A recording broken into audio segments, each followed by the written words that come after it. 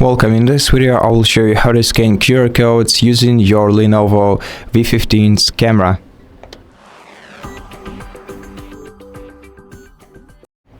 First of all, make sure to open your camera's shutter. Then open the start menu and search for, basically open the list of all applications and then open camera app.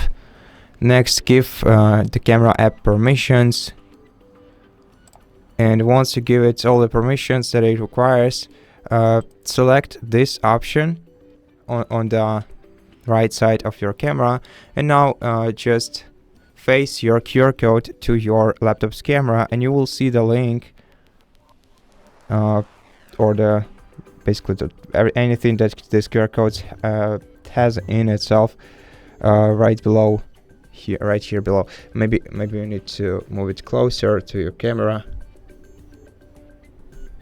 Okay, and as you can see, here it is. Now if you click in this link, you'll be transferred to the resource you were trying to reach using this QR code. And so that's basically how you scan QR codes with your laptop. Thank you for watching this video. If you liked it, please consider subscribing to our channel, leave us a like and a comment below, and I'll see you in the next one.